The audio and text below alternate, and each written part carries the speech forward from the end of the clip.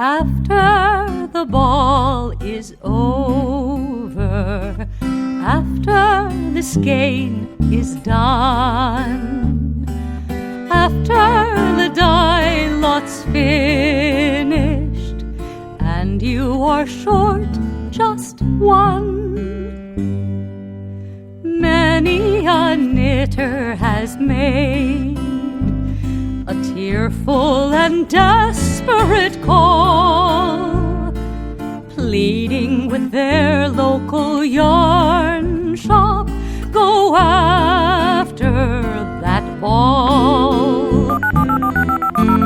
Hello everybody, welcome to the Pen, Hook, and Needles podcast, episode 443. Today is Saturday, February 27th, 2021, as we are recording the last weekend in February. That's kind of crazy. I am Marlisha, also known as Lady Fernico. And I'm Talia, also known as Franciscan Gypsy. We want to welcome all new and returning viewers to the fun in the Woman Cave. If you are new, we're glad that you found us. We hope you see something that you like and you will return. If you are returning, we're always glad to have you back. If you are in the shadows, either new or returning, please feel free to hit the little subscribe button on your right, I think it is. It's a little red button. Yes, it's on their right. And hit the bell. I'm not quite sure why you're pointing to your... Because this is my right. Okay. Right. Hit the little bell so that you get notifications if you want notifications. And you might want to consider joining the Fun in the Woman Cave, the whole home group that we have. It is phnpodcast.freeforms.net. That's where all the alongs take place. Giveaways, camaraderie, support, all that kind of stuff happens there. It's the phnpodcast.freeforms.net. We'd love to see you there. All you have to do is request to enter, and once we're sure you're not a bot, we'll let you in. Okay? All right. What kind of tea are we doing? How many do you have? I have... Hold on, let me bring up my show notes. Not how many tea, how many projects? Yeah. I actually updated my show notes while I was rushing around this morning. I accidentally slept in. Thankfully, my body actually woke me up at one point. Okay. Davina, would you turn on the blue light, please? I'm ahead of you. Thank you, Good job, sweetheart. kiddo. Thank you. She was ahead of us. She knew that we were starting to record and we hadn't put on our lights. And for those of you who are new, Davina is my older daughter, and she is having her snack in the other room. Yes. So I have 5 projects. Okay, I have 8. This is the first time in a while I've honestly been focused on specific ones. I'm really surprised that I have this many because actually the last 2 or 3 days I've been extremely tired. In fact, yesterday my whole afternoon was taken up by like a 3-hour nap. I was just really tired. Well, I've had a lot of fatigue, which has knocked down my project number. I've had a lot of I've been editing one of the patterns it's been testing. And then I had a lot of other paperworky type things to do. So it really cut down on most of my projects. And my husband was home this past week, so what we ended up doing was clearing out Talia's shelves downstairs. My husband made these big kind of pallet-like shelves, and we're clearing out Talia so we can put her desk in her room by putting stuff into the shelves so she can find them. So that took up a lot of time. And then yesterday he had my computer almost all afternoon because he was fixing something for me. Well, we wanted to get the fax machine set up. Right. So I finally got something faxed to Social Security, so now it'll be timestamped. Maybe I'll actually get my... Okay, don't get too excited because you're flushing. Oh, am I? A little bit. Okay. All right. So, but anyway, he did that, and in the process of doing that, he saw that my computer was super slow, so he played around with that, and now I have actual speed on there a little bit, so that's cool. Anyway, after having that little caveat, let's go on to tea. Okay. So that means you first. Because it is Lent, we are using our Memento Mori mugs, and that means remember your death. It's not as morbid as it sounds. It's not morbid. It's simply to remember that we have to live life properly, so when we have eternal life, we're where we want to be. Yeah. So, this is Plum Deluxe. Basically, live as if every moment is your last. So live to your best potential. Right, because every moment is a gift. Live each one. I don't You know, you're not guaranteed another one. So anyway, you ain't guaranteed nothing. Nothing. Okay, Plum Deluxe tea. This is white chocolate peppermint herbal tea. This is one of the teas I showed you as a stash enhancement last weekend. So white chocolate peppermint tea. This is herbal tea. for sweet and cozy moments, and I've wanted this for the last 3 or 4 times I've had tea. This is Rubio's tea. Isn't it good? It is. Rubio's tea, honeybush tea, peppermint, cocoa nibs, coconut flakes, white chocolate, essence, no caffeine, which I really probably should have Well, you can take a sweet. You can take a sweet of mine. You can take a sip of mine. It has caffeine. There's always love and gratitude in this, even if they don't put it down. Right. They have to stop. They have to stop, which I think is ridiculous. But because anyway, someone got mad. Yeah, that's ridiculous. But anyway, so that's there. It probably is actually. Oh look, what? they put a Best Buy. Oh, well, that's new. That's new, huh? I want to make sure I haven't been missing this all these years. No, that's new. Yeah, that's new. This is a new one. So this is really good, and I'm enjoying it immensely. You know, I bet where he's at in Oregon, maybe some of the rules change for how they sell foods. So that's probably why he has a Best Buy on there, and that's probably why he took off love and gratitude. It probably is a law thing. Yeah, and what was I going to say? Oh, I don't know. That you love me and I'm awesome. I don't know. I don't remember what I was going to say. Anyway. Yep, just because I remember. That's excellent. It is. Oh, the other day I put chocolate, that's what I was going to say, I put little dairy-free chocolate chips in there. And it was good that way too, but it's better without. I think because it's white chocolate, so the other chocolate kind of like your brain's like, no, this is wrong. Well, I never had any trouble with white chocolate and chocolate together, but it's just, It doesn't need it. It works better with like my chocolate monkey from the Vine and Leaf, or the one that I get from Plum Deluxe. Which one is it? The hazelnut one? Chocolate hazelnut's really good with that. Yeah. Okay, so this one is Sweet Spot Black Tea. Oh, that's a good one. So it's enjoy a delightful treat. You've got this. Yeah. You got this, yeah. I'm sorry, my label's folding, so I couldn't quite read it. It's got black tea, cacao nibs, actually probably good chocolate chips in it as well, but I wanted to try it for the first time in a long time by itself. Apple pieces, rose hips, calendula, vanilla/butterscotch essence, love and gratitude has caffeine. This is one of the older ones. Yep. And so if you hear us say love and gratitude for newer teas, that's because we know it's in there, and we're going to say it anyway, most likely. So right. I think that they should be able to like put maybe love and gratitude on here or on the back of the Best Buy. Yes, I think so. I'm going to actually, maybe you or I can talk to Annie and say, hey, we like that. It's a big deal for your thing. I think you should keep it somewhere. Yeah. Because they can't yell at him for just putting love and gratitude on this. You can even say made with love and gratitude. What are they going to say? Yep. It's not made with love and gratitude. It's made with hatred. So hatred and anger. Yep. I'm sorry. I have some allergies going on right now or something. So, okay. All right. Moving on. We did our mugs. We did our teas. That means we're in the mile-long trek for... Alongs and such. Okay. We are sorry. Coming up March 1st, okay? The Comfort Along this is Wombat of Doom and B-Wing are doing this on our PHN homepage, the Comfort Along, okay? And this is the first possibly annual Comfort Along, and this is, as I said, Patty's and Brittany's.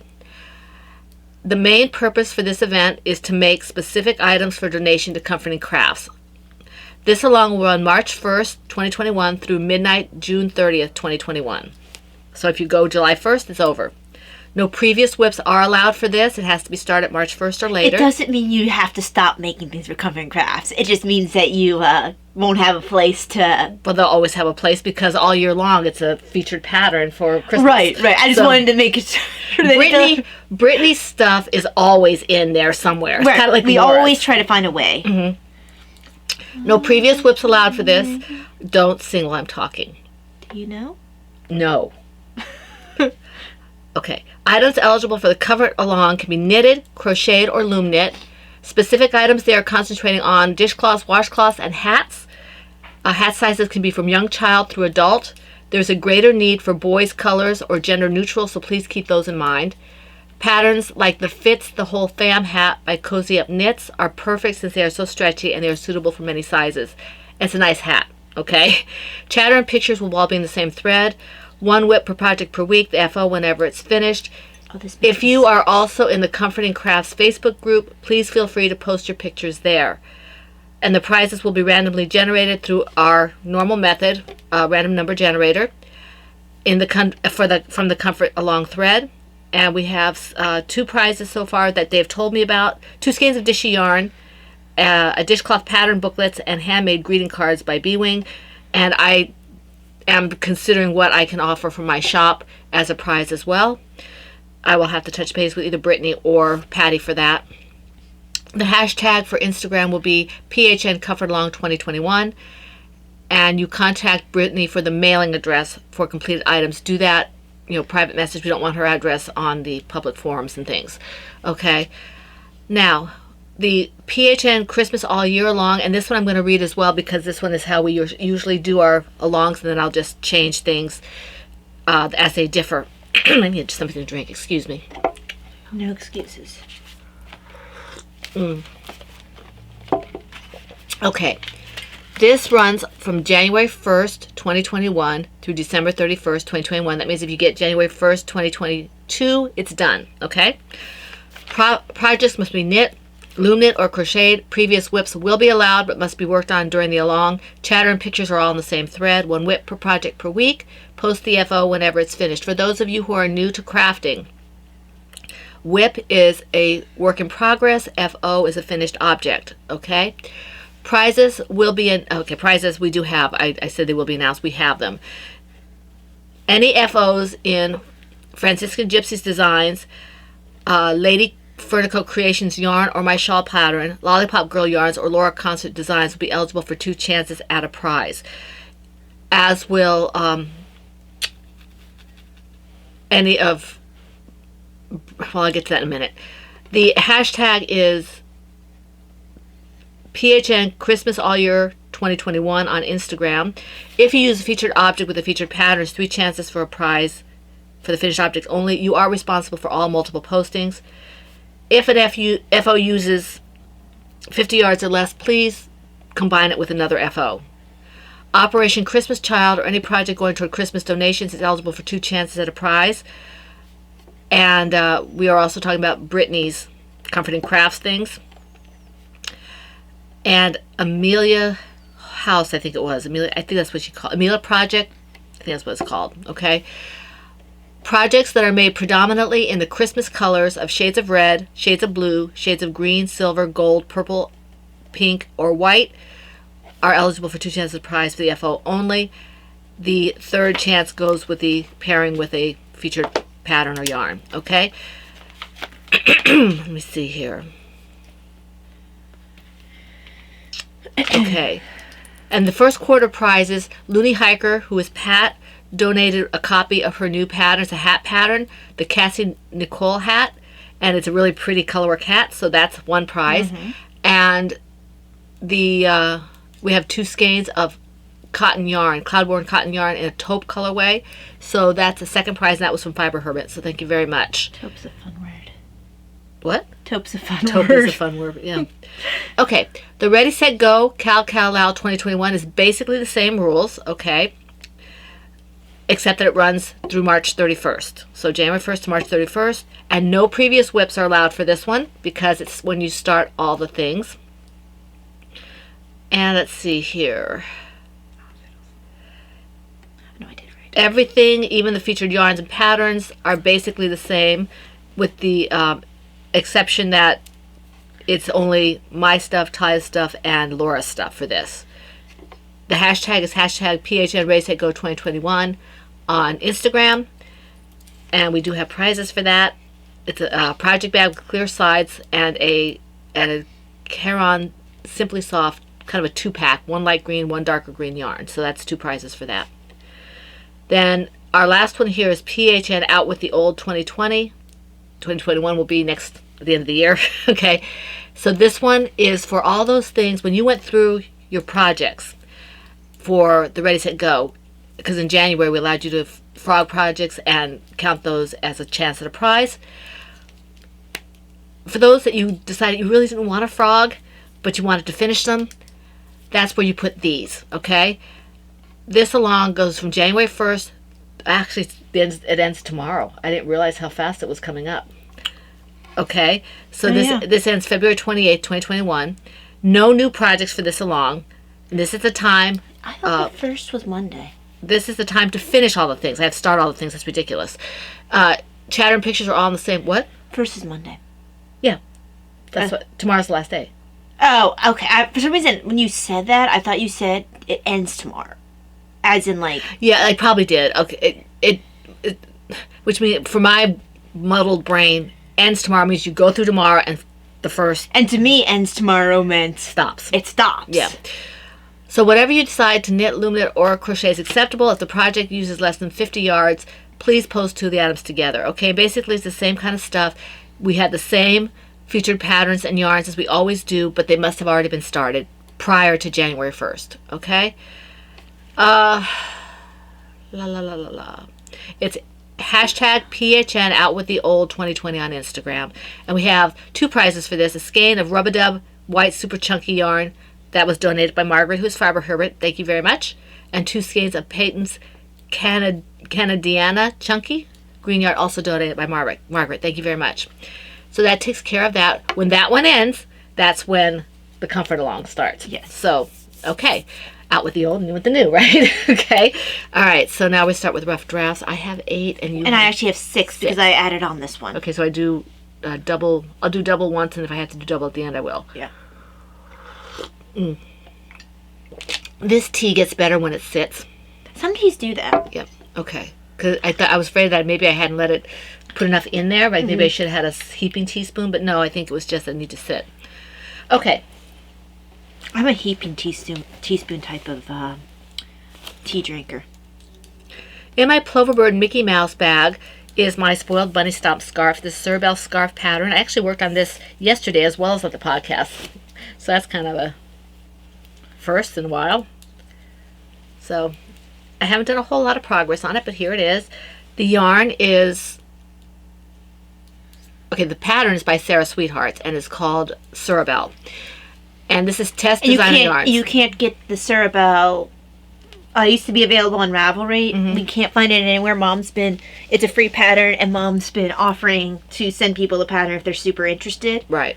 But the designer does not have it available anywhere. And anymore. I've looked for her everywhere to see if I could, thank her again. She knows how much I like it because I talked to her. But it's always been a free pattern. It's been very very difficult to get a hold of her. I don't know if she's just not on social media or what, but she very talented. I absolutely love this pattern, and it may not always turn out like this. For some reason, the way this yarn dyed up, I got this really interesting kind of almost like a chevron or something.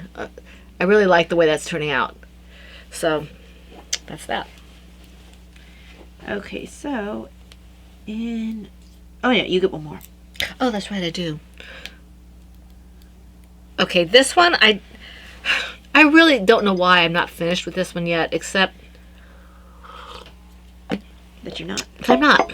Okay, in my Universal Studios canvas bag. This is a really super nice bag. I'm always surprised when I get something from a theme park that's really nice. This is the Ninja Turtle Baby Blanket project from the Ninja Turtle Baby Blanket. But didn't you always say like Universal tends to go like all out? I don't think I ever said that, but oh, okay. Or maybe I just got the impression that Universal goes all out. And they may. Okay, this is by Lisa Vanilla, and she's on Lovecraft. This is a nice heavy duty bag. And this is in Bravo Sport Yarn. So, let's see if I can find the beginning of this. Here we go. I think I did maybe a row and a half or 2 rows and a little bit. So you're going to be needing April pretty soon. Yeah, I'm going to be doing April pretty soon. April will be yellow around the edges. So, the colors are showing up better. Look at that. Blue, purple, right? Purple, red. Yeah, that's much better. Let's see here. You can see it this way better. It shows up really well on our little small screen, but it also shows up.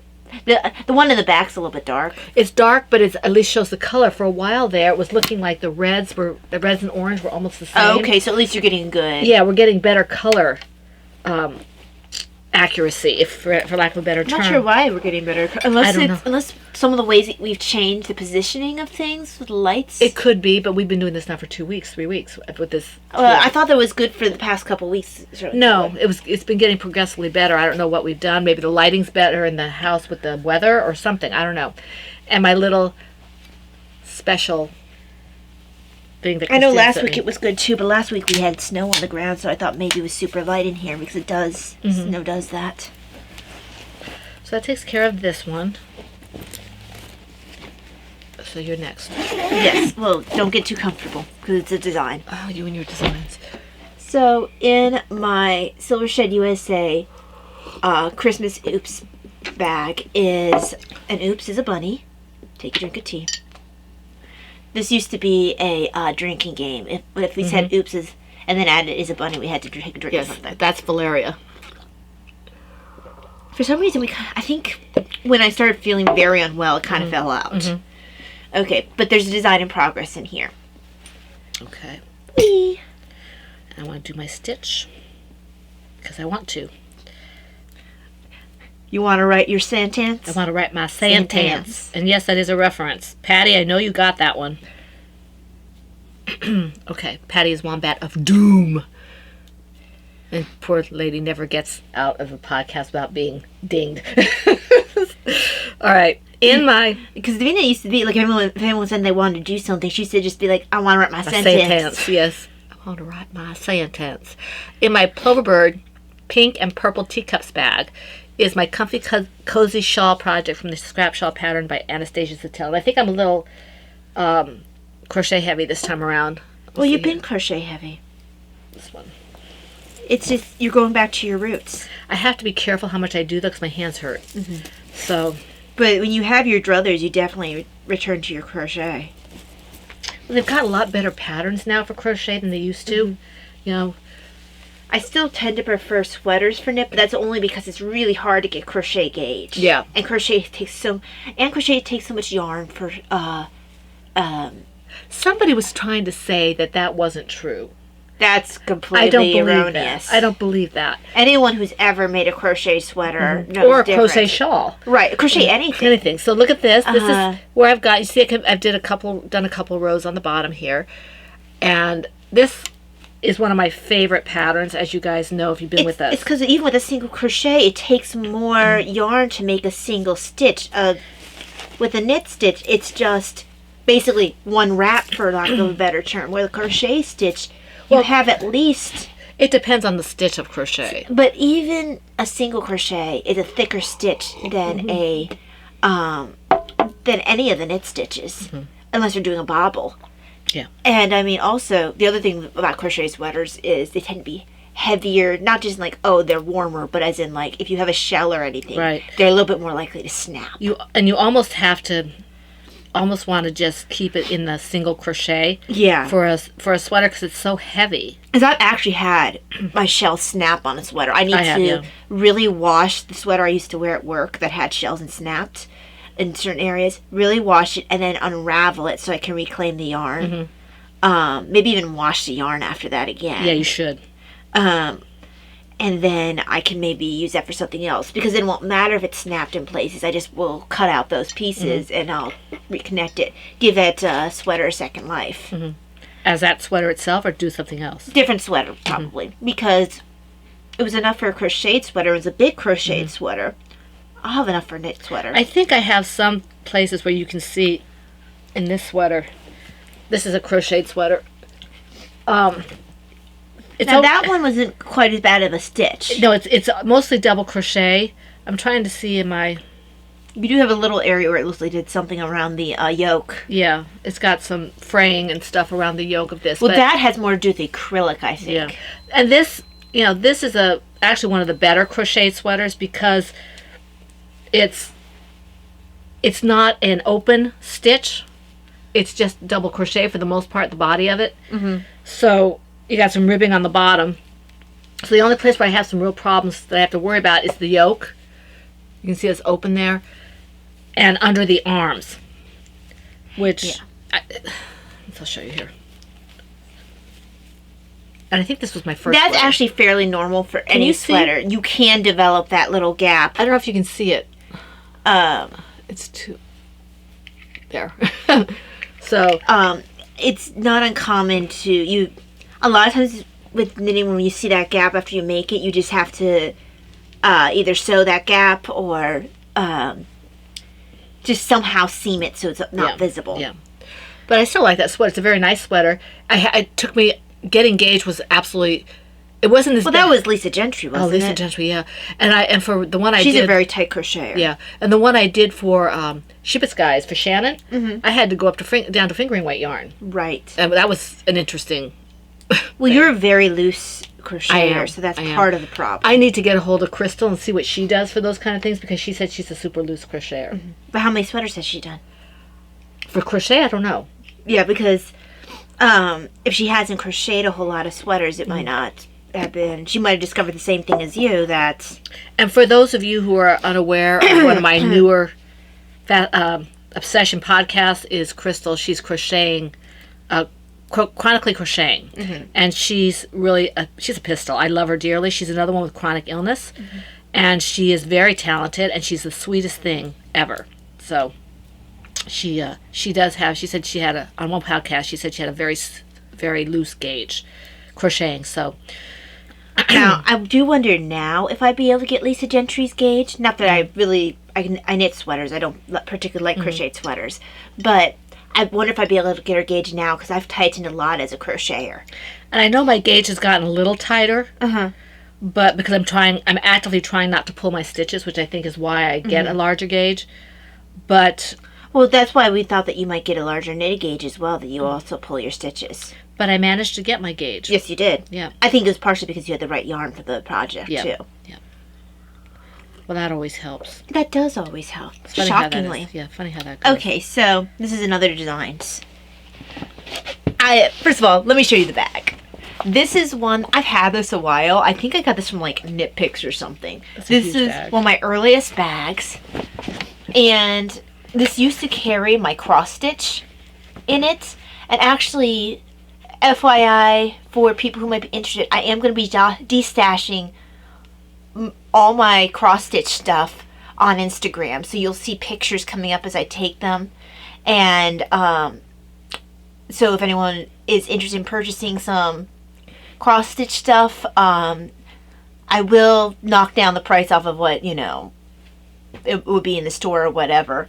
Some of the things haven't been opened because I was going to do a lot of it. So I have like Aida cloth that's still in the boxes.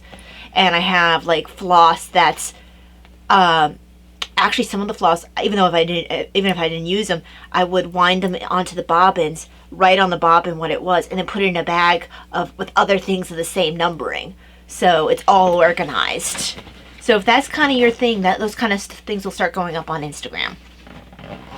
But this bag held all that stuff. Now it's going to be one of my blanket bags. I have a feeling this baby blanket that I'm designing won't be in here forever.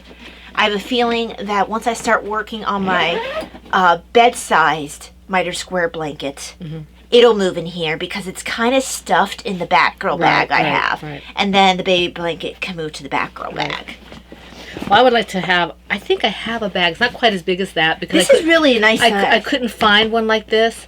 I think I got this off Knit Picks. Yeah, maybe. I got a bag that's bigger, and right now it's got stuffing in it. And I might put my bag in there. My instead of the bag I have it in, the squares, that when I get started on that again. It's really sturdy. It's got this waterproof like material. What I also think this would be good for is if once I'm able to start going to doctor's appointments again in person, I have to call my neurologist to see if it's online again. I hope so. But I can put a bunch of projects in here, and then just carry this bag. I'll look like I'm a grandmother or whatever, but it's got a ton of pockets. This thing is awesome.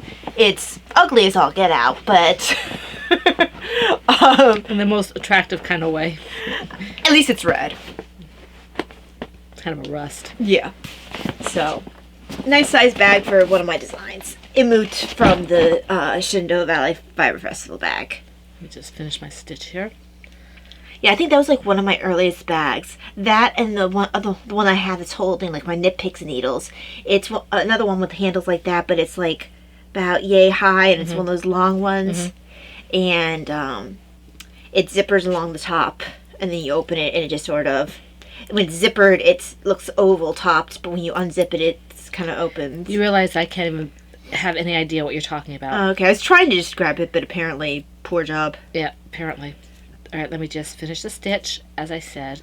I don't like to leave it when it's on the edge, because I have a habit of losing my stitch that way. Okay, so there we go. Put this away, because I think my other one is coming up. Put this one away. Make sure you keep the hook with it. Yep, it's in here. Are you starting to put your hooks down on your show notes? I've been trying to. This is an old one. I do have my eye hook on there, because I remember I had to look for it. So, yeah, it's there. Yeah, because really with the... More so with the crochet projects than the knit ones, I feel like it's important to have what hook you're using on there. Unless, like, you're doing like me, like, I only crochet toys, and I consistently use one hook size. Right. See, I switched my hooks. But you do a lot more of a variety of hook size and hook and crochet projects, so you actually have to know. You need more help remembering your hook size. Yeah, because I always, and sometimes I want denser fabric than to ask for, and, it's just, okay, anyway. And you don't have to worry about knit projects because the knitting will stay in the knitting. Yep. Okay, this is my Comfort Yourself with Your Music sweater. Okay. Excuse me. This, why do I have this? I didn't work on this. Oh. Because I'm going to frog Oh, that's this. right, you are going to frog. Why do you have that on there? I don't know. I didn't get gauge on this. No, you didn't. And actually, you were going to yank that out. I was. I think that's why I had this highlighted different color. So I'm going to pull this back out later. Well, yank it out on the podcast, and you'll have worked on it. Well, not right now, though. I guess I could, but I'm just going to show it on the frog. Yeah. Okay, so moving along, I'll go to the next one, which means I definitely will not have to go to. Yeah, at the end. Okay, this is my Sea Spray Preemie Hat project. This is the Kikiboo Owls bag, the Kikiboo Christmas Owls bag. I have a couple of her bags. They're nice bags. That's Denise, who is Knitting Den. And at one point, we thought that she was starting to sell again. I don't know if that's still the case. Yeah, I don't know if she is or not with the, I don't know what's going on with the pandemic and everything. I know she was doing some in a local yarn shop or something. But anyway, this is the Preemie Hat. It's almost done. I didn't do a whole lot on it, but I did work on it. Because I do what my hands dictate. And then, like I said, I had a lot of tiredness this past week. So I didn't really focus on anything. But I really like the way this yarn works up. But this is a Hobby Lobby. I love this cotton and Sea Spray stripes. And it really does work up nicely in things like hats and stuff. I don't know what, I guess as in socks it would do the same because it's not that much of a difference in circumference. So it's different enough. It would be kind of wide for a sock. But my point is you'd still have the stripes. Yeah. Because it's just, you might just have A thicker stripe. a thicker, whatever, thicker, thinner stripe. I don't know exactly how that works because I don't do stripes. But anyway, so this is this. Okay, let me just make sure I get the yarn over knitted because I'm always afraid those will fall off. Okay. Now I can start actually showing things. In my Silver Shed USA Kitties in the News bag. Okay, so we're going to go ahead and read one of the news stories and then we'll go on. Yeah, Stephanie really likes the news stories. I think it's Stephanie who really likes it. Let me see.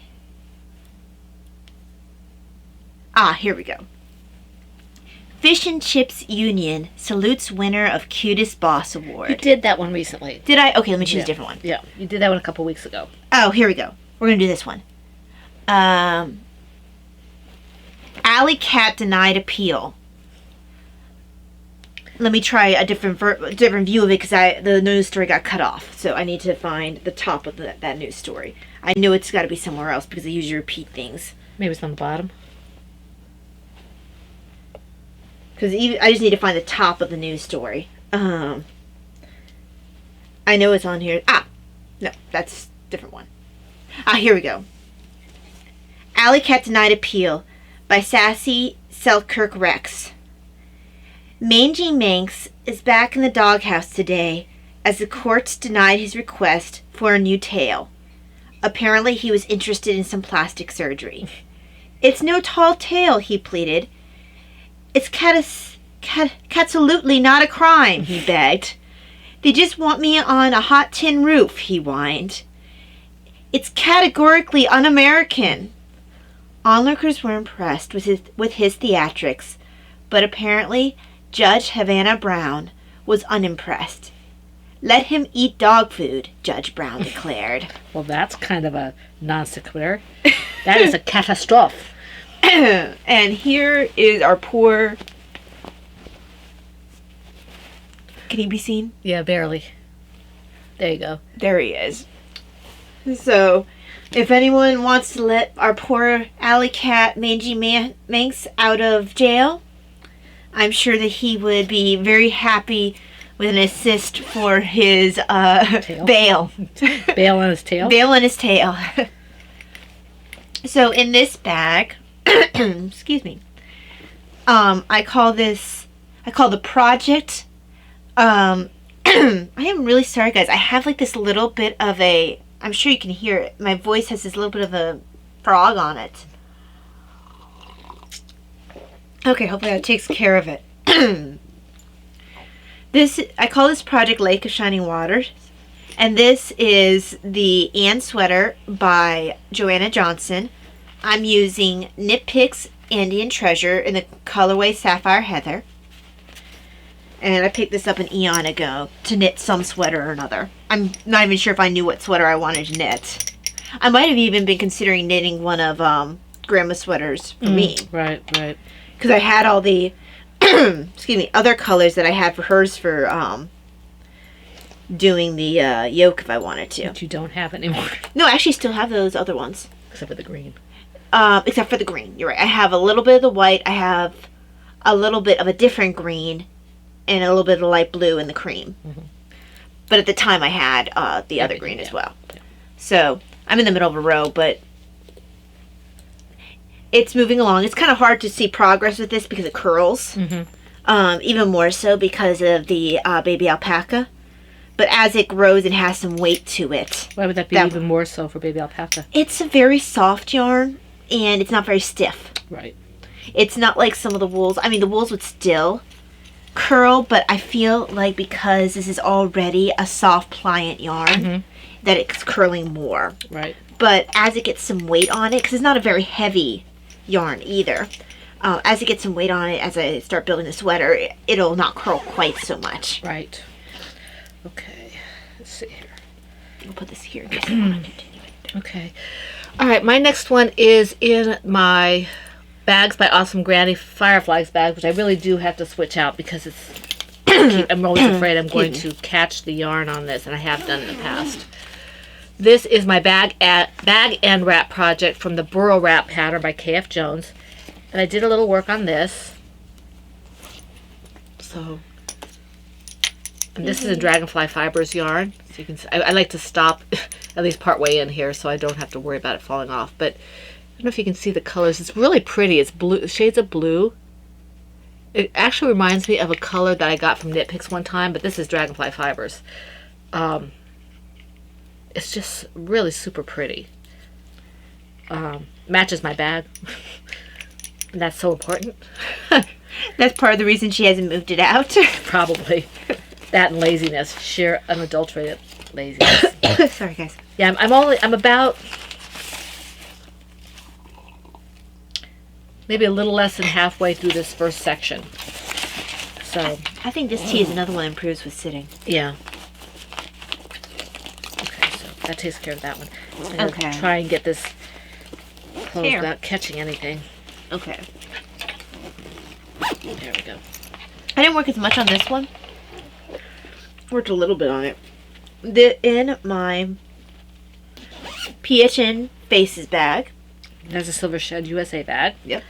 And Brody, who is awesome. This is my colorwork tunic for me, and it's a tunic with Valdre's pattern. It's from a Scandinavian knitting pattern book. So this, I'm very close to probably needing, I think I have some decreases or something that I need to do after I hit a certain length, which is part of why this one's taking a little longer, because I had to stop every once in a while and measure it. I actually think I'm about an inch off. That's not too bad. From where I need to change that. And an inch goes slowly with this because it's a smaller stitch. Right. Because I actually got gauge for this one too. I'm using, pretty sure this was the one I had to go through multiple for that. That's right, I had to go through multiple for this one. No, wait. Yeah, it was. No, it was the other one. Yeah. This one I got gauge for. I knew you had one of them that no, the other one, because I had to go up needle sizes, and I know, you can tell I didn't have to go up needle. It would have been like super itty bitty needles if I had to go up needle sizes for this.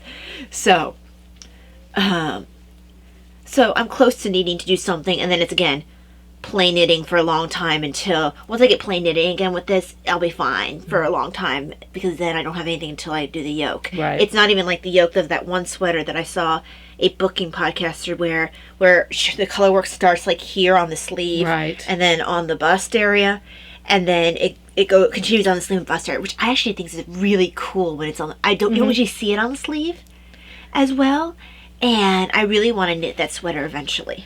It sounds like an interesting concept. I'm not sure how I feel about that. I kept staring at the sweater. She wore it a couple times. And I had to look back at where she told me what the pattern was, because I kind of like it because it's interesting and different. Yeah, I'm just not sure how I would feel about something that seems like maybe it's an afterthought or something. It doesn't look like an afterthought or a mistake, because it just looks very purposeful. Okay, well, I have to take a look at it. I can't visualize any way that would seem nice looking, so I have to take a look at it. So yeah, right now it's just plain knitting using, I'm using shepherd's wool, and this is Stonehenge Fiber Mill, made in Michigan, USA. It's soft. It is soft. Not superwash. That's soft for a non-superwash. Shepherd's wool, now you know why I love shepherd's wool. This is one of my favorite non-superwash yarns. Yeah, I'm not a big fan of non-superwash. I've knit multiple hats out of this. I love, they have this really pretty heathering they tend to do. I like the heathering. And they just have, I do like their color choices, and they're not very expensive. This skein was $13.75. This was, I got, back in the day, this is an, I don't know what the cost is now, but I know it's inexpensive when we got it when I got some recently from our local yarn shop. Now, but this one I've had forever. What weight is that? This is worsted. How much yardage? It's got, hold on, this is frosty blue. I'm trying to find my yardage on here, because I had to make sure they might have put it on the, they might put their sticker on there. Let me check a different skein. Every once in a while, someone will inconsiderately put a sticker where my yardage is. Right. Okay, sorry, 250 yards. Well, that's not bad. Yeah. For worsted, that's not bad at all. No, it's that's really good, actually. Yeah. And because usually they're about 218 it's or something. a nice feel. Like you said, it doesn't give you that scratchy feel that you can sometimes associate with a non-superwash. Yeah, I could work with this. It wouldn't bother my hands as much. Yeah. It almost feels like gentle on your hands. Yeah. I just don't care for worsted weight. Not worsted weight. Non-superwash. But this is a good non-superwash option if you had to. Like, I would probably... Now, this might not be necessarily... Because it feels so nice, it could possibly not be as nice of a... color work? It's fine for color work, but if you're trying to steek, I'm wondering if it's not as grabby. Yeah, that might not be. Because I think some of the scratchier ones might be the more grabby ones. Doesn't look like it's quite as tightly plied. And I'm not sure if it's necessarily the ply that makes it more grabby, because no, it's, yeah.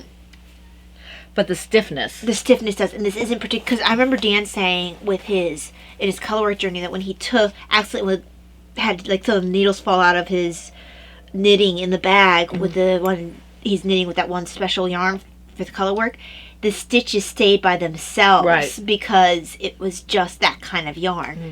I'm not sure the stitches would stay by themselves with this. It almost feels superwash, even though it's not. Yeah, it does.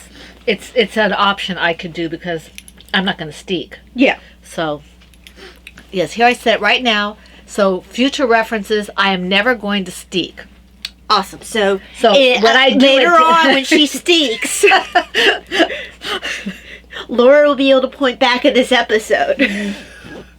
She remembers our episodes. I don't know how she does it. She remembers ones that we don't even have up still. Yep. Laura of Crocheting Julian. She's amazing. I don't even remember some of the stuff that she remembers. She cracks me up. And it's not like it's up to reference it. She just She had us in stitches yesterday for the Zoom. It was pretty funny.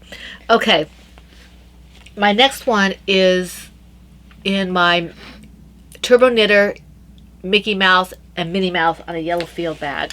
And this is my Oh Druid sweater from the Anne sweater pattern found in the Anne of Green Gables Oh, you Knits knit on this week. Good. collection book. No. I did, but by Joanna Johnson. I did, but only at the beginning of the week. Remember? No, I don't. Yeah, because you measured my gauge Oh, I forgot. I thought that was last week. this week. I got gauge. Yes, you- I got gauge. Well, I feel like the Andean Treasure is actually really forgiving. So I got gauge, and that And makes me Mom happy. has the, what's your colorway again? It's Aurora Heather. Aurora Heather. This is Andean Treasure, Nick Picks. I haven't started the sweater itself because I just couldn't summon up the energy and brain power to cast on whatever amount of stitches I had to do. So I will do that hopefully this week. This is the softest yarn. It really is. It's baby alpaca? It's baby Yeah, alpaca. alpaca, yeah. It's kind of one of those things like you want something soft on your hands, Mm-hmm. and you're just like, oh, I'll play with the baby alpaca. Yeah, this is really nice. I'm worried about if I have to tink back, It's not a problem to tink back. but it's really pretty. I was It tends to be a little splitty, but it's not Yes. a problem to tink back. Yeah, it is a little splitty. I noticed that when I was doing my my gauge swatch. Mm-hmm. But But I think it's a little splitty because it's actually very lightly plied. and it shouldn't be too much of a problem. Hopefully, I think this is gonna be pretty. So I'll hopefully cast on for the O Druid Anne sweater. So yeah, put this in here. In my... What am I stuck on? Don't know. No, that's what I'm stuck on. Hold on. My TV table's not letting me get Batman back out. There we go.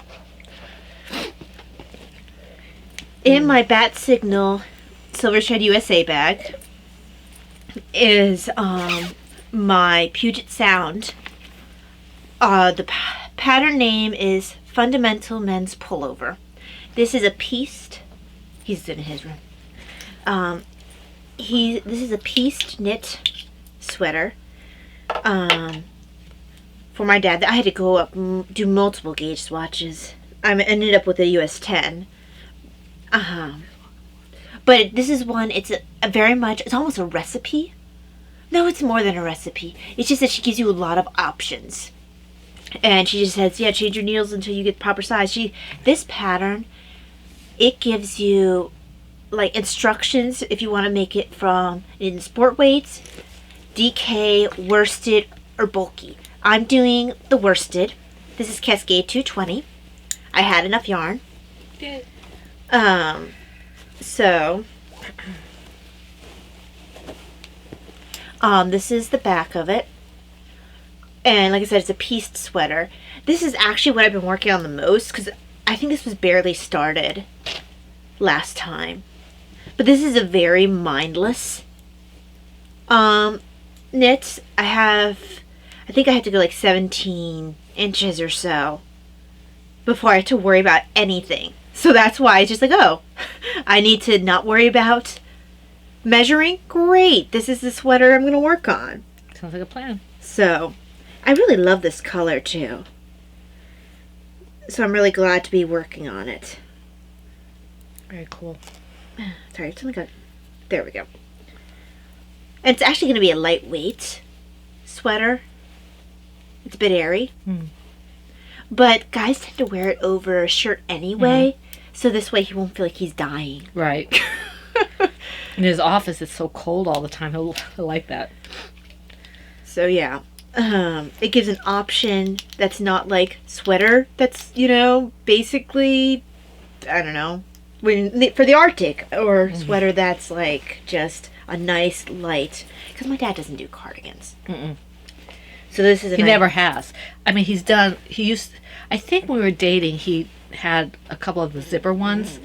Was that kind of a thing back then? It was. It had the, like, I want to say... It has that, like, it would usually have, like, color work or something. No color work. He never did those? Okay. No. More like Mr. Rogers? No, it was a cabled, I think. Like like an Aran kind of, Yeah, like the one I made for myself. like a fisherman's type thing. And I think that's what it was. I know, I'm pretty sure he had at least one of those. That was years ago. We don't want to say how many years ago that was. But I had to choose the plainest pattern I could, because otherwise he will not wear it.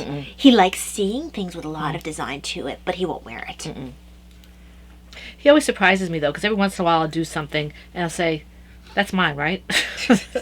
Okay, that's yours. It had no place to go, really. Okay, let me just get this where I can show it to you, because for some reason I skipped this. I've been allowing myself, while she's finishing that. Previously on weekdays, I was only knitting on designs. But I allow myself a little time in the morning, and then if it's after dinner time, then I allow myself to work on other projects so I can get through these sweaters. Well, I told her most people work 8 hours a day. You don't have to do, all the hours that you're up on designs. So it allows me to get some other stuff done, and maybe not to feel disenchanted with my designs. Disenchanted. Well, because that's all I'm working on, Right. And it slows me down a little bit, but I'm sure some of my testers appreciate that. Right. Let me just get this stitch finished, and I'll show you this. So yeah, it's like between. I work like a 9 to 5 or 6 for designs, with naps in between because of fatigue. Okay, my one that I skipped in my notes is in my large plover bird. No, that's not right. Yes, it is. This is it. My large plover bird teacups bag. This bag, and this is my Walk in the Woods stole from the Cerebel pattern by, you all know, Sarah Sweethearts. So this is a giant skein of yarn, approximately 840 yards from Spinway Yarns, Spinway Farm Yarns. And say that 5 times fast. I can't even say it once slowly. This is, I think it's Bryce Wonders, and I started this I wonder in why they call October. that Bryce Wonders. I don't know. I think that's what it was called. So I made some progress on this because I can do one row and make progress on this because it's the stitch is so big. I'm using an L hook. So, and that's why it kind of still blows my mind that anyone would think that crochet doesn't take more yarn, because I mean, you can't get a knit stitch that size. Not really, not unless you have to use super arm bulky knitting. Well, they do have, no, this is smaller than arm knitting. Yeah. But they do have, if you've seen the huge Yeah, but knitting no needles, one hardly ever knits I with don't know them. how you would use those knitting. They seem That's so... a stake for killing vampires. Yes. Buffy carries that with her to Yes. pretend she's knitting, so that way when a vampire comes, she's prepared. This is all the yarn I have left.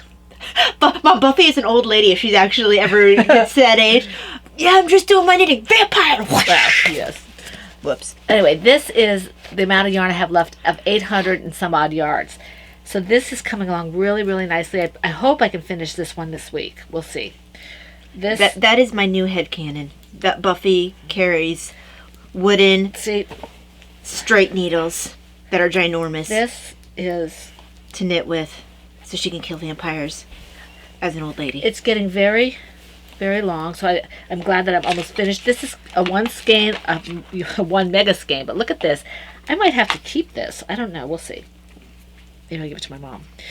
That looks like it's really comfy. It is. It's the wingspan is huge, so hopefully. So the question comes down to if she loves her mom enough to give it to her. Well, I don't want to give her something she might not wear, and we'll see if she likes it enough. I really like it. I think she will like it. Grandma would like it if you gave her anything. Yes, she would. So this is, I'm hoping that I can finish this next week. And this... Grandma's just one of those super giftable people. Plus, she knows how to take care of stuff. Like, if you give her instructions on how to clean it, she'll do it right. And my father is a giftable person. Yes. But it's a good thing my mom takes care of his stuff. Just throw it in. He doesn't have to, because she does it. She does it, yeah. Okay. thankfully, I finished my row for this in order to show it. My parents are like, they're just... Well, they're the lovebirds in my lovebird Christmas stocking. Yeah. They're inseparable. They are. They're an inspiration. They've been married 60 years now, I think. Let me see. They got married in 1959. So 61 in November. So I was really sad when COVID made it so we couldn't do something special for them for their 60th. Yeah. Wouldn't be 62 coming up? Because 61 was 60 years ago. Is it 62? It would be 62 because 61 was 60 years ago. You said they got married in 59, yeah. so that would be 62. Yeah. Math. Yeah. I don't care to do math. I can math better. I can math better than you can math. No, you can't. Yes, I can. Yes, I can. Which, because there's multiple versions of who did that. Which one's in the movie? Who does Annie Oakley in the movie? Debbie Reynolds. Okay, because there's also another version. I think apparently, it's Debbie Reynolds. Where Doris Day does. Oh, I don't like Doris Day. I know you don't. You have almost like a knee-jerk reaction. Good, Doris Day. And honestly, it's not her. I think it's because those of you who've been with us long enough might remember. I watched the Hitchcock movie with her. I think it's Hitchcock, her and Jimmy Stewart. Mm-hmm. And every 5 seconds she was singing Que Sera Sera. And the funny thing is, Grandma loves Doris Day. Now I can't stand Doris Day or Que Sera Sera. I just can't stand it. Ugh. Now the funny thing is, I first heard Que Sera Sera when Grandma was driving us in the car somewhere when Davina and I were staying there for some reason. I guess you and Dad had whatever anniversary something. And I remember playing Que Sera Sera, and that's how I was introduced to it, was Grandma playing it in the car. So I could never understand. I was like, why does Mom hate this song? It's a cute song. I have never seen the Jimmy Stewart movie with Doris Day. I don't like that movie at all. The man who knew too much or saw too much or something like that. Knew too much, I think. Yeah. I think there's a couple different Man Who Knew Too Much, because there's also... No, the other movie I'm thinking of that I thought was Man Who Knew Too Much was The 39 Steps. But anyway. That's a good movie. It's been a very long time. Is that Victor McLaughlin? I thought it was actually Peter Lorre. 39 Steps? Yeah, I'm pretty sure Peter Lorre's in 39 Steps. Okay, I have to check. We watch a whole bunch of old movies and they kind of blend together because I haven't watched them in a while. Victor McLaughlin was in a Hitchcock? I think so. I never knew that. Maybe, I don't know. I have to check. I've never realized Victor McLaughlin might have been in a Hitchcock. He doesn't feel like Hitchcock's normal. I think Victor McLaughlin has been in everything. No, that's Ward Bond. Yes, that's true. This is true. Anyhow. Never wanted for work. Yeah. I didn't like... Doris Day did a version of Blast. Dozen? Yes. Yes. I didn't like that either. Cheaper by the Dozen. I didn't like that either. I didn't like her version. I much preferred the version with Lucille Ball and Henry Fonda. That is like the version, Yep. and I actually watched that one multiple times. I actually probably due to watch it again. That's a great movie. I don't care for the one with Doris Day and Rock Hudson, I think it has is. A different feel to it. Does. Davina loves that one, but I think Davina might actually like Doris Day. Yeah. But I also don't care for Rock Hudson, so it probably doesn't help. Nope. And I don't like Doris Day. But Lucille Ball and Henry Fonda, I mean, it was so cute with them. Mm-hmm. It had a different feel to it. It had a different feel. That's my favorite version of that story, including all time periods. Anyhow, this is my, I call this my Canary song sweater, but the pattern is comfort yourself with your music. Is it comfort myself or comfort yourself? Okay, comfort yourself with your music. It's by Joanna Johnson. It comes from her Little Women Knits book. And that's the one that I frogged, but the reason I frogged it was not the designer's fault. No, it's not. I just didn't think I was ready for it, so... I think once you... And also, when you feel that you've gotten your confidence up by finishing, the other sweater, if you wanted to do this, just don't do it on the chart. She does write out the instructions, too. But I think that, particularly since sometimes you get tired and forget where you're at or whatever, maybe getting your confidence up with a simpler sweater might be best. Joanna Johnson is amazing. We love her dearly. She's very, very talented. Excuse me. Very talented. Very talented, yes. And that's it for this one. This yarn is Miss Babs Yowza in the colorway Squash Blossom. Yes. Okay. Yes, Squash Blossom. Not Butternut squash. That's one of those things like with your tree turtles thing. Tree turtles. For the There's no longest such thing as tree turtles. I had a bag. I still have it. It's elsewhere holding something else. I'm not sure what it's holding. It's Turtles. It's not holding turtles. Turtles. Anyway, it's holding something. Mm-hmm. Oh, I think it must be holding one of the shawls or something. Mm-hmm. But You have it has tree frogs on it. But for whatever reason, for the course of it felt like a year at least, I would be calling it, say, oh, in my tree turtles bag. And people were like, there's no such thing as tree turtles. Those are totally frogs. It was really funny. No, that makes me think of the Nickelodeon TMNT where someone kept calling the turtles frogs. That was the guy who became a spider, I think. Oh, you're right. The really annoying guy who wanted to sell the video on YouTube. Yeah, he was mean. I'm not sure how he thought that was going to work. But. He was one of those people that, a lot of times you're like, oh, that's too bad that happened. He was mean and nasty and just despicable. Icky. Yes, we feel very strongly about our TMNT. Your turn. All right, let me just get the stitch finished. I think I'm done with whips. Oh, are you? Uh-huh. How many do you have? I'm done. Okay. Because, let's see here. That's right, because you left on your show notes when you were going to rip. Yeah. All right. So that means that we are into, let me do the rip since, Yeah. Okay, so this is, I showed you this Just before. take the needle out while on screen. See, this is the sweater this one that Ty has, the Canary, was the gauge swatch. I didn't get gauged. If I'd gotten gauged, I might have considered doing it. I didn't get gauged. I didn't feel like doing another gauge swatch. And, now that I think about it, I'm not quite sure how I got gauged because I don't think this is the same yarn she used. I'm not sure. Can't remember. so this is going to be ripped out and repurposed because I really like this yarn. This is that slate gray that I like so much that it's kind of like Talia's Squash Blossom. I like this one. Did you just call this Squash Blossom? Wait, it is Squash Blossom. It's not butternut squash. That's right. Not butternut squash. So I'm going to go ahead and take this out. Were you thinking maybe doing the fundamental women's? Yes. With this? Yes. The cardigan or the pullover? The pullover. Mm-hmm. Probably the best one to start with of the two because the other one was a different level. Although eventually I think you should make the cardigan as well. It looks pretty. It looks your style. Yeah. Isn't that a very simple? Yeah, it was very simple. You said it looked almost like classic sweater. Mm-hmm. And I like that designer. I don't know who the designer is, but I put several things of hers on my and I wish threw list. I threw my pattern over there, so I can't get to tell you who did it. I put it on my wish list for Lovecrafts because if you look up the fundamental men's pullover or the fundamental women's pullover, or actually fundamental. Just fundamental. Yeah. I'm afraid if you just do fundamental, someone else might have done fundamental. Maybe fundamental sweaters. Yeah, fundamental sweater. Yeah. She'll come up and she does. She has a bunch of things on Lovecraft. She has a lot of designs. She does, and she has it kind of reminds me of Tin Can Knits, easier type stuff. Yeah. Because she has fundamental sock, fundamental hat,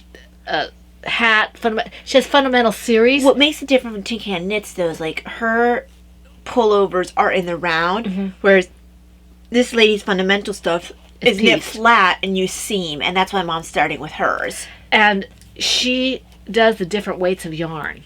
Yes, it's really cool.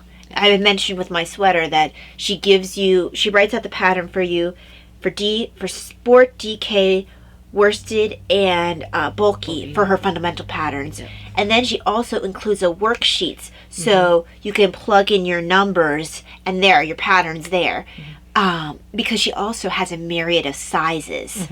So you won't risk getting confused. She's well worth the money you pay for the pattern. I think it's a $9 pattern. I think it's a $9 pattern, but you're getting 4 patterns in there with multiple sizes. Yeah. And she's really, really talented, it looks like. So because I consider 4 patterns if you are doing 4 different weights. Yes. Yeah, you have different math for So well worth. I did here. This must have been where I had my slip knot because it's not letting go. So then that leads on to... Do you need help? Do you need help? Where's my end? There is no end. There it is. There's my end. Alrighty. I don't have anything for FO itself. I have shop news later, but I don't have anything for FO Okay, itself. I don't have any FOs. Do you have any graphic novel? I do have some beads and string. I worked a little bit on Sunday because I realized I hadn't worked on any of this in a while, and I needed to. Success. Yay. Yay! Success is sweet. This is the Passion Rosary with the purple beads. I chose to go with the silver cord because at the time that's what I had. I didn't have any purple cord yet. I think it would be pretty with the purple cord as well, but I think the silver cord's nice. Yes. I do also have coming in, I found that my source does carry these separate. You could choose your color. Right, you told me that. So it finally got past customs. Oh, so yay. it's on its way. I got purple and blue coming in. Excellent. Because those are the main colors I wanted anyway. Yeah. If I had been able to find green, I would maybe pick red. They've never had red. So the only other one I might have wanted was green. But I think it's just purple and blue I have coming in. I don't think I have green as well. So I think I just added a decade, and this has got that really pretty Pieta. Is it Pieta or Pieta? It's Pieta. I've heard it said both ways.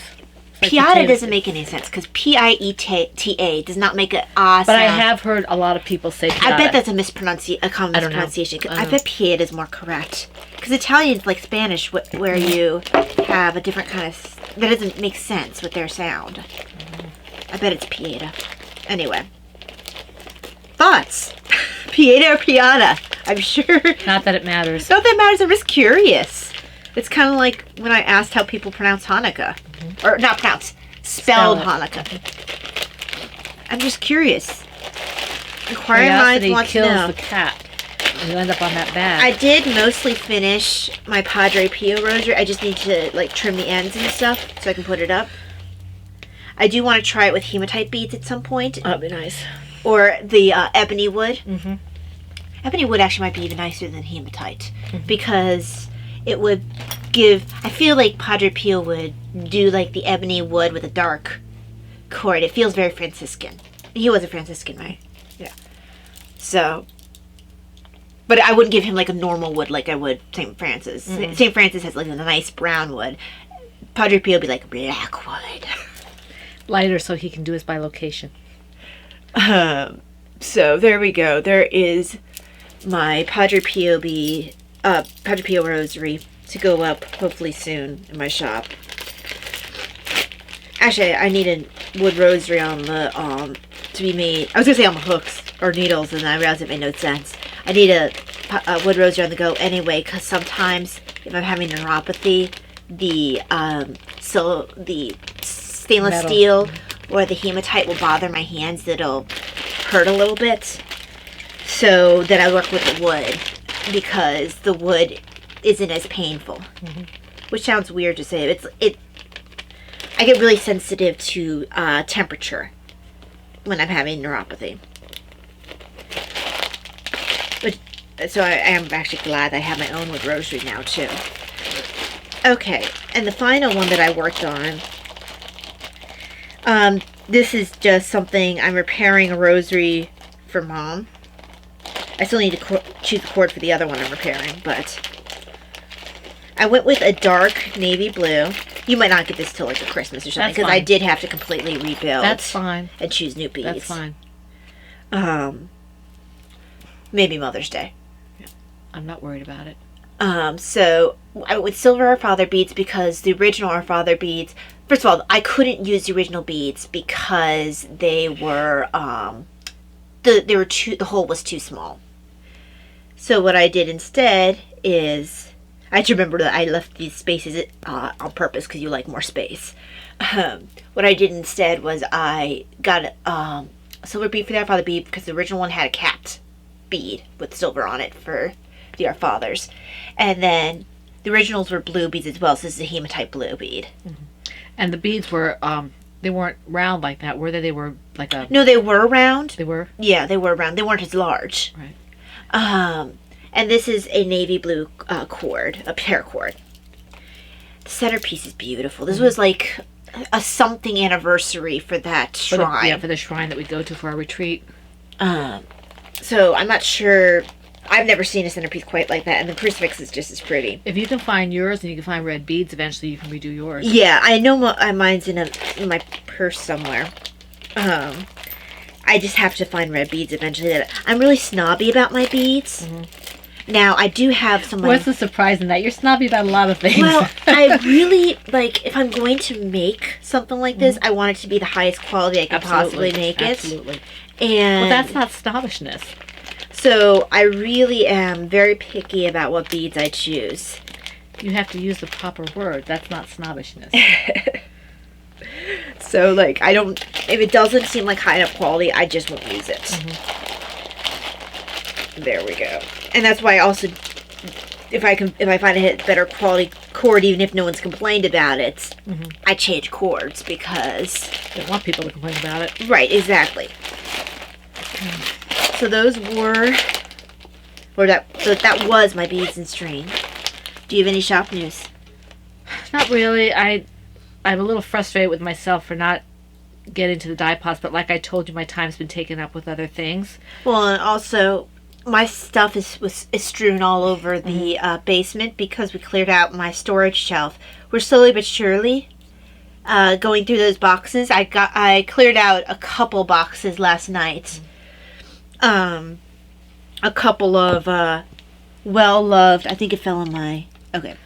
A couple of well-loved childhood toys got rediscovered. Some came upstairs. Some are going to be in the storage boxes downstairs. Some toys I don't have as... We rescued a lot from Davina because Davina has no sentimentality when it comes to anything with children, with childhood. So I had to rescue, like, several childhood toys. Do you have her Oscar anywhere? Because I don't know where Oscar is. I don't know. I think Oscar's in that net in her room. Okay, you probably informed her she couldn't get rid of that. Yeah, I think I said very emphatically she couldn't. Because I forget what I rescued from her that she was going to just dump. I thought it was bow and arrow, but she claims that she gave me bow and arrow back. I seem to remember you.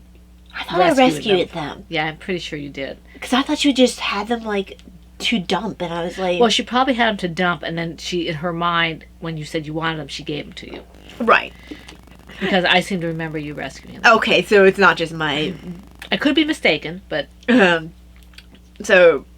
But regardless, she doesn't have a ton of sentimentality. Now, she also has informed me something I don't remember, that apparently those toys were mine. We didn't have joint ownership. And that she would occasionally steal them from me because she was the older sister and could do that. So she completely ratted herself out because I absolutely believed we had joint ownership of those toys. I'm not really sure. I think one of you had one and the other had the other. That's what I think actually. That's what I always kind of thought, and then we made it joint ownership, but she says that they were both mine. I think that they were Easter gifts, and I think one was yours and one was Davina's originally. Regardless, if they were at any point both mine, they returned to original ownership, and they're sitting on top of my beads together. It actually makes me really happy to see them together again. Yeah. Because I have a lot of fond memories of Davina and I fighting over those toys. Because fighting is such a nice thing to have. I don't know why. Well, we also used to make up stories about them. Like, those toys were very important to us for whatever reason. Well, childhood memories. Yeah. And I mean, Arrow is all, like, floppy and his neck is like... we took one of those... You know those, when Burger King would give you, like, those watches? Yeah.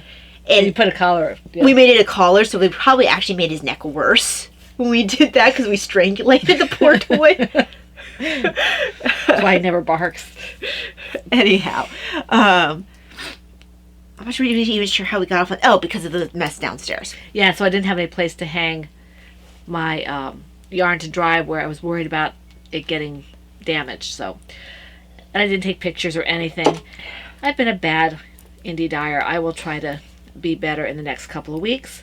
My husband is going back to work this week. Right now, as far as we know, he's on and off. He will find out Monday if he has the same schedule or if they change it. Right. So I'm going to put together a schedule of things I need to get done, housework, crafting, Well, I've been using that notepad that he gave me as a joke gift a lot more than I thought I would. I actually now kind of always want to have a checklist like that. It says, like, crap to do, and then a bunch of other things like, was it a crap to whatever else, and then other crap, because apparently I say that a lot. Yeah, not a nice thing to say. So he gave me a checklist that says it, and it was meant to be a joke gift, but I use it all the time. I actually put things that I need to do on there. He gave me a similar gift. It's not... Mine's a nicer size. Yeah, yours is a nicer size. I have to really cramp the stuff into... Mine's about... Yours is about, maybe 5 It's about by this 7. size. Yeah, about 5 It's by about 7. this size. And mine's more like a 4 by 6. Uh-huh. So it's a smaller kind of thing. And it doesn't have the same verbiage because he knows I don't do that kind of thing. So... But, like, I have a list of things on there right now that I need to check off. Ha ha ha. Ha. You made a pun. Yes, I did. A fun? A foon? A fun pun. Fun. Anyway, my shop news, excuse me, is, so, the Christmas Scotty ornament is very close to being released. Both testers have finished. I just need to go through my second tester that I got from Facebook. I need to go through her notes that she wrote on it. She's actually like Linnea, where she writes really detailed notes. She has some good testers. Yeah. This lady, I think, also thought I was doing an easy pattern because she's a newer knitter. Or not a knitter. I think she said she doesn't usually do color work or something like that. This was a new experience for her. So some of the suggestions I will take, but others I might be like, well, this is marked an intermediate pattern, so I'll consider what I'll take and what I won't take. But she does very detailed, and I appreciate it. Had a lot of good ideas, and I'll look through them. But once I'm done going through her suggestions and editing the pattern as I choose, I'll be able to put that pattern up on all the normal and all the usual suspects. Etsy Lovecrafts. And then, yeah, that one will be going off of the testing. Yay. I have one more tester needs to finish the Cleaning Guru dishcloth. When she's done, I'll go through any edits that people might have, and then I'll put that one up as well. Now, another test is going up. This is a bunny. Bunny butt. Yeah, Mom asked me if it was the bunny butt dishcloth. And I'm like, you just called this bunny a butt face.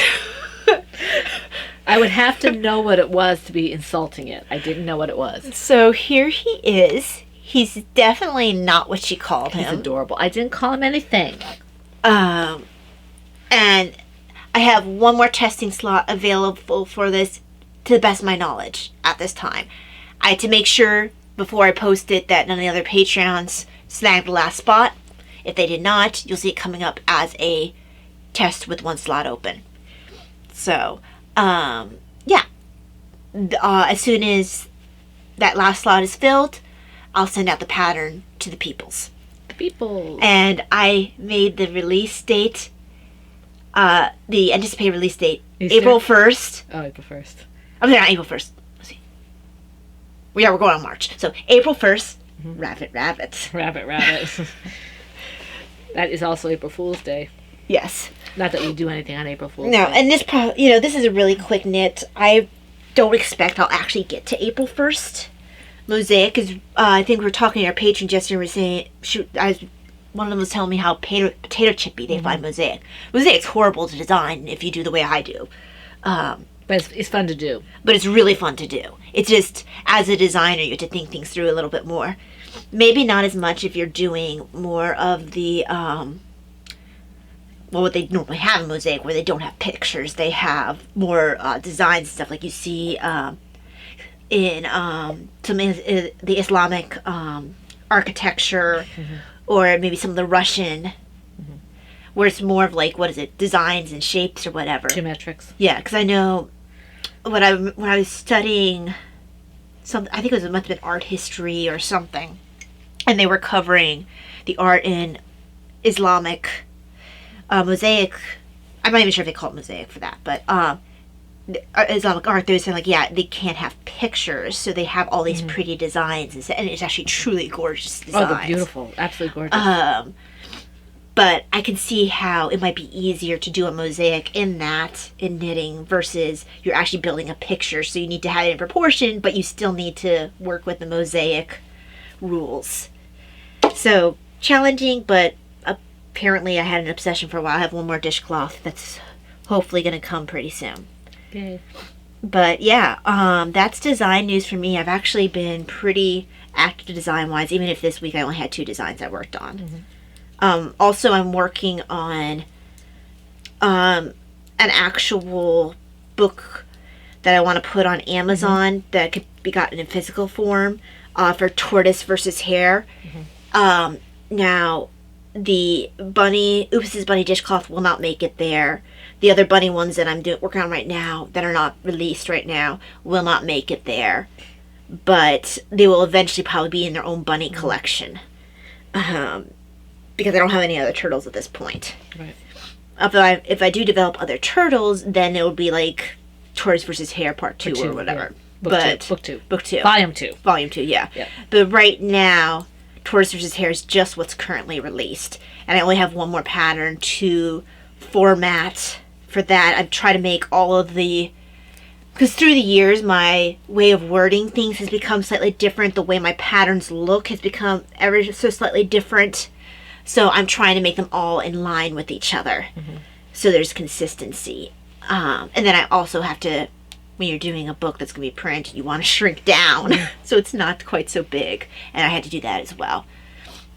So hopefully, like I said, one more pattern to fit into the formatting. Then I have to do some sort of cover. And then I'm going to submit to Amazon. And then people who want a physical form, who prefer a physical form, could have Tortoise versus Hare. In time for Tortoise versus Hare. So yeah. Excellent. That's all I have to say about that. That's all I have to say about that. Life is like a box of chocolates. Never watched that movie. Yep. And everybody knows who that is. I'm sure heavens. I've never watched a movie and I know what that is. Okay, what's next? Then we usually go on to stash enhancements. Okay, I do have some stash enhancements. And I owe the person some money. What? I owe you person some money for my one skein.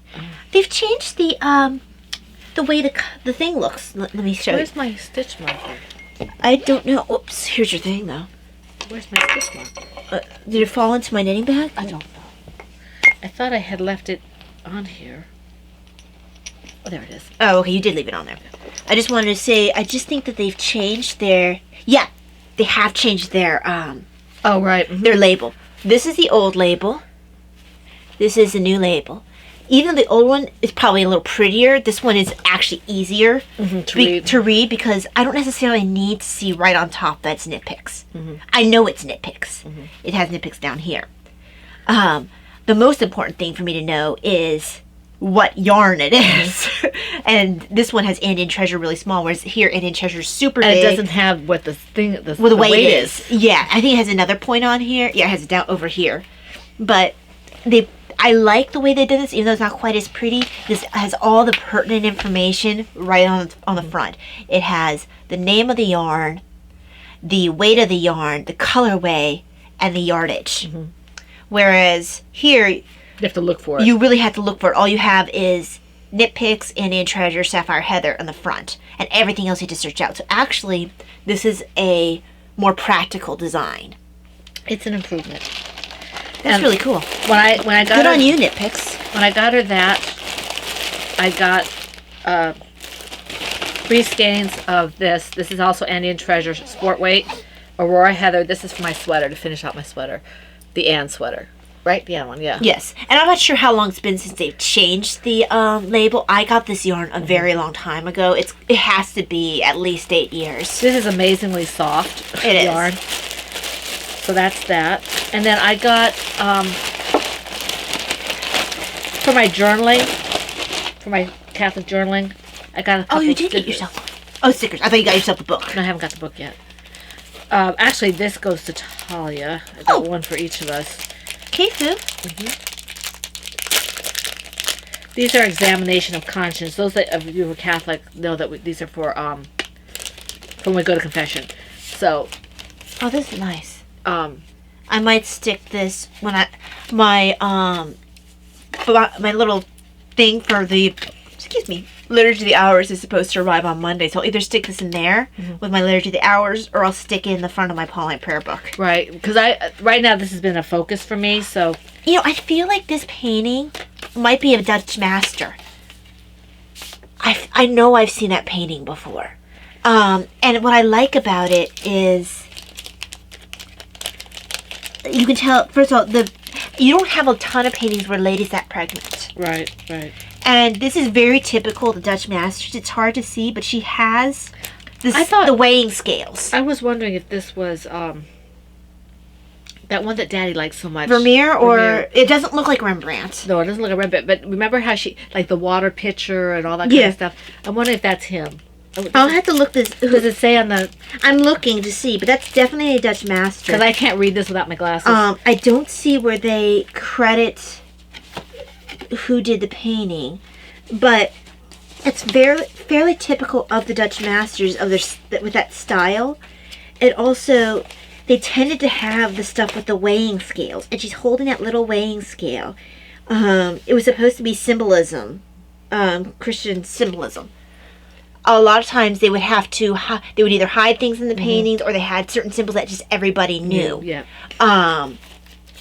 And I know this is a particular artist that I've liked in the past. It might be Vermeer. I'm not really sure. It looks like his style. But we'll find out later. But yeah. The other stuff I got from this shop was, these are I don't know if you can see them.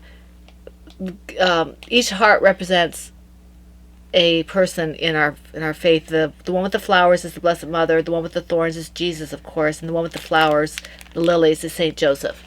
So this will be in my journal. I have a couple of these to put that on, and then this. I've only ordered from this person once before. They're always super sweet. They gave me... We're right. It is Vermeer. Oh, hey, I'm surprised that I remembered. Good job. It's in the National Gallery of Art in Washington, D.C., so we've seen it. We've seen it in person. Woman Holding a Balance, also called Woman Testing a Balance. Oil painting by Dutch Golden Age painter Johannes Vermeer. Now in the... I are good. That's great. I knew this was somebody that we loved. Okay, so this is... he also tends to do things... Can I finish? Sorry. This is... The shop is called Full of Grace USA. If you're interested, they send you these really nice little extras to get this nice little thank you note, and these beautiful, this little card. I may give to Davina because I know the Divine Praises already, and these, a little business card, and then these beautiful little bookmarks. They were extras, and that's so nice of them. They're absolutely beautiful. Looks like Mystical Rose, maybe, and I don't know what the other one is. Looks like Jesus with the lambs. I've never seen these paintings before. Oh, sorry, I was going to take a look for you. Huh, yeah. It might not be a classic painting. No, it might be something, you know. Oh, that's really pretty, too. Yep. So that's what we got for Stash Enhancements. I'm really excited, not only that this is an Examination of Conscience, because it has Vermeer on the front. I bet Dad will recognize it right off. We should totally show it to him. Oh, well, I have one for him. Okay. Yeah, I have one for him and one for Davina. Yeah. So that takes care of that.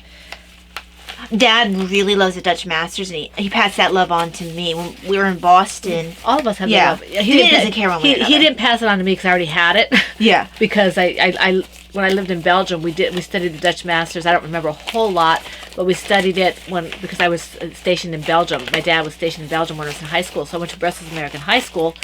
And when we were there, we went to see the Dutch Masters in Bruges, and that was pretty amazing. All the different things. And what made me develop the love for myself was, first of all, Dad would talk about it. Then second of all, I got Dad for Christmas one year, several years back, great courses on the Dutch Masters. And because I gave it to him, I also had online access to it. So then I watched that. I didn't actually get a chance to finish it, because I was sort of starting to have fatigue at that point, and even though I didn't know what the reason was. But yeah, and then when we were in Boston for a conference I had, it's going to sound weird, I won going to the conference. She was honored with an award. Part of the award was to go to a conference. From work. So, while we were there, they just happened to have a Dutch Masters That was pretty circulation visiting. And apparently, the fact that we saw a couple Vermeers while we were there was a really big deal. Yeah, we were there. We went with her. We drove her there. Yep, so we took one part of the day to just go to the art gallery. And honestly, I wish I had made... Because honestly, most people only kind of went to the conference. But you should go to the And I actually, Yeah. I did go most of to most of the things. She usually the second half of the day she was with us. Yeah. Or the second. I only went with you guys twice. Yeah. Well, we were only there a weekend. Yeah. I thought we were there for 3 or 4 days. We got there Friday, I think, and we were there for like that. I think it was a weekend or maybe an extra day. Yeah, maybe. Yeah. But, yeah. So, that's... We really love this kind of thing, and I just am so psyched that we actually recognized. I tend to like... His women... He does women really well. And he does tend to like... He tends to like the light coming at their faces. You tend to see a lot of him with the... Right by the window. Right. And I think she probably is by There's a probably window. a window right here. Right here. Yeah. I think there's a window off camera. The source of Yeah. light is up here somewhere. Yeah, and that's very typical of Yeah. the paintings I've seen of his, where he tends to have them looking toward a window, either reading a letter or with the scales or something. And I usually like best his paintings with women. Okay, so goes on to autobiography. We're not doing anything life, are we? I don't really have anything left. No. Okay. So that leads us on to reading and such. Right. I've been writing to the shared story. That's one of my to-dos this week is maybe to finish that. And I've been reading Mother Teresa, continued to read that. And the Dragonback Cities series, I have started book 3, which is the last book in the first omnibus, if you will. And I've got the Bible in a Year, which I didn't... Yes, the Bible in a Year I have done. But the Little Tam book I haven't been using too much. And then I thought that was the Bible. No, I'm sorry, I'm thinking the other one. Yeah. Right. And then I have Blessed Are the Stressed by Crabby Mystic, which is a really fast read. I have to slow myself down because she's hysterical. And then Letting Companion Year B and Jesus, the Way, the Truth, and the Life, which I'm reading. I had to go back because we decided how we're going to do it, and so I have to go back and reread the sections. So I have a lot of reading that I do. So. Yes. And I've actually been doing a lot of reading. I'm trying to decrease how much stuff I'm just watching online. I had to feel really poorly just to let myself just watch things. I'm trying to read more. And since I can read and knit at the same time, that's not been a problem for me. I finished quite a few books, as well as I've been reading quite a few books. So I finished Queens of the Conquest by Allison Weir and started to replace that Queens of the Crusades, also by Allison Weir. I think it's a 2 or 3 part series that she's doing on queens. And the way she's doing, she's not just doing this queen and now this queen. She's going, okay, we're doing the story as it flows, but I'm going to draw particular attention to these ladies when we come to them, which is actually a nicer style to read. I'm just at the beginning with Eleanor of Aquitaine because she's the first queen of the Crusades that she mentions. Finished Persuasion. Persuasion, I was actually going to wait a while to read it because between... let's see, I'd finished Pride and Prejudice, and my plan was to go on to Emma next after reading Miss Bates of Highbury. I finished Mansfield Park, and then I was going to go Emma, because that was in order, I think, of how it was released. But I was going to read, I picked up a trilogy, which is kind of like a fanfic, I guess you could say, for Pride and Prejudice. Apparently there's a lot of them out there. I'm now disinclined to read any of them. Because I picked up the Miss Bates of Highbury series with the greatest hopefulness. It was a prequel. It was going to be focusing on some lesser-known characters. Or not lesser-known, characters who were not in their youth in Emma's. It's not supposed to affect anything with Emma's. I was highly disappointed. What looked like it was a really nice writing style at the beginning, she totally missed she didn't have any of the elements of that Jane Austen does, of that kind of wry humor where you feel like you're in on the joke and the characters aren't. I think she mistaken Jane Austen as almost purely a romance, because that's what this came off as, and it wasn't even a well done romance. I was highly disappointed. Her characters were inconsistent, and I felt like she missed an opportunity with Mr. Woodhouse, because an older Mr. Woodhouse in Emma is completely obsessed with his health. He's a very anxiety-ridden man. They give you the impression he's a hypochondriac. And she has him act the exact same way as a younger man before Emma's even born. He seems still like he's an old man, and I feel like she missed an opportunity. Yeah, it's still have him maybe show some anxiety, but not quite as bad. And see, as he grows, how it worsens, particularly after Emma's mother dies. See, I would have loved to have seen, was he maybe someone who liked to hunt and stuff, and maybe something happened to him, right, or a friend, and or they something. didn't do. She just basically, you drop in, and he's the exact same man that he was in later years, and no one is the exact same as a young person as they are as an old person. There's always some sort of growth or degeneration or something, and it was just really poor understanding of how people develop as characters. So I was highly disappointed with the book. I felt like there were missed opportunities. I felt like Mrs. Bates was very inconsistent.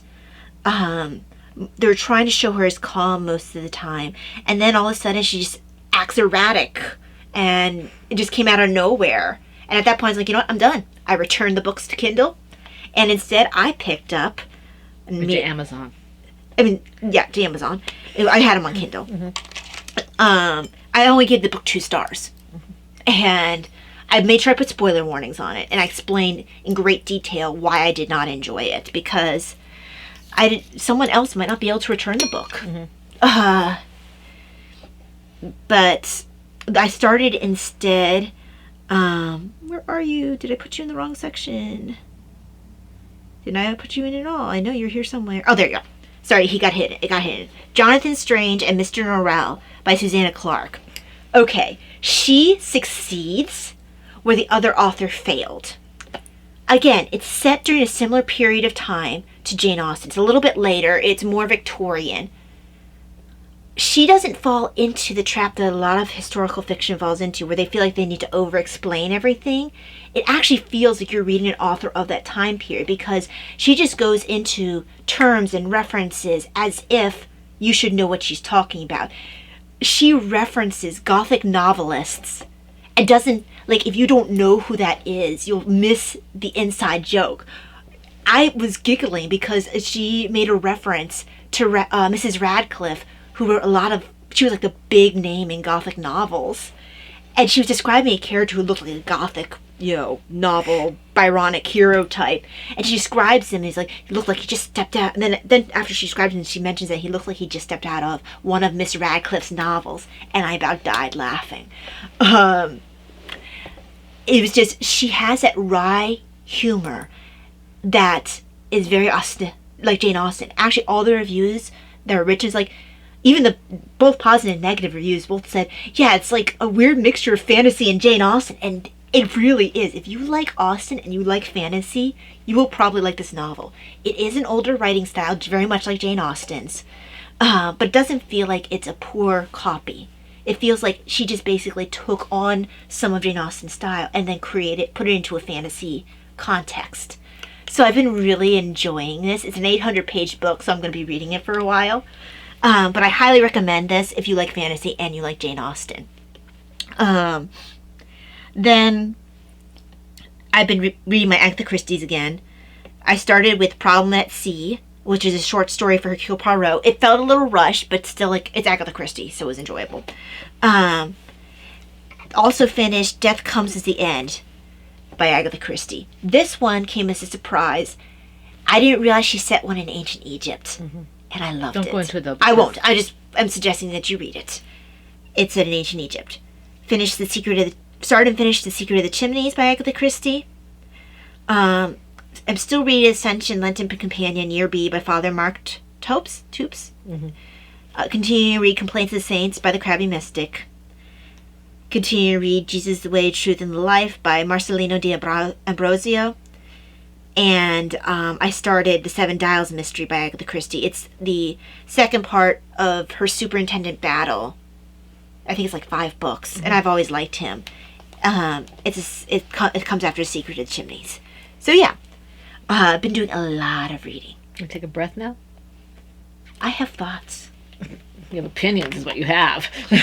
Well, it's your fault I'm such a reading snob. Because yes, your fault. You got me in writing groups.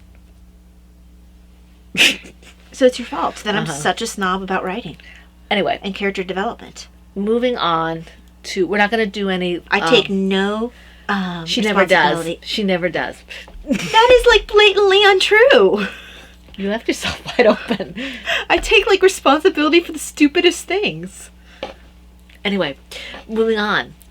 We don't have any life stuff this time because we're running a little bit... Well, we're not running as long as we usually do. No, but we really aren't. We have to get ready for Rosary pretty soon here. And there's also not a whole lot of life stuff to tell. No, there isn't. So we told a lot of the stuff with cleaning stuff up during the course of the podcast. Yes. Okay. We will have... I didn't say what the... Well, that's because there is no upcoming except for Comforting Crafts. Yeah. Comfort Along. So, get your stuff in if you want to put your stuff into the... Out, in with the old, in with the old, in with the new. Just go ahead and out with the old is what it's called. Yeah. So if you have things to get in there, make sure you get them in before day after tomorrow, because once we hit March 1st, that one is done, and we'll be starting up the new one, which is Comfort Along. So, and like always, if we don't have it closed right away, you have that little grace period. Right. But it will be closed somewhere around the time that we head into March 1st. Yeah. We want to thank everybody who commented either on YouTube or in the group. If I don't mention you, it's not because she doesn't love you. We don't love you guys. It's just because I didn't see you, and I set my show notes to myself, and this was the people who were on it. So we want to thank Stephanie, Meditative Crafter, Steph, Wendy, who's MacGyver, Looney Hiker, Lori, Barbara, Brittany, Cara, and Pat. Thank you. And I know we much. have a person who's new to the podcast who watched the one where I was like completely out of it. I'm sorry that was your first podcast. I hope you still stick with us when you realize we actually have energy. She was cute.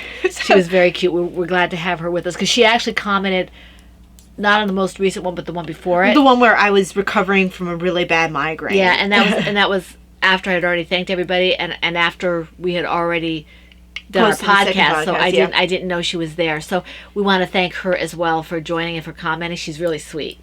Yes. So, and I wish I could remember her name, but I can't. I can't remember. But we want to thank everybody for joining us for the Phn in the Woman Cave. We wish you a very blessed week full of knitting and crocheting and crafting, whatever it is that makes your heart happy. We hope to see you here next week for the Phn in the Woman Cave. This is the Pen, Hook, and Needles podcast, episode 443, and that's a wrap. Bye.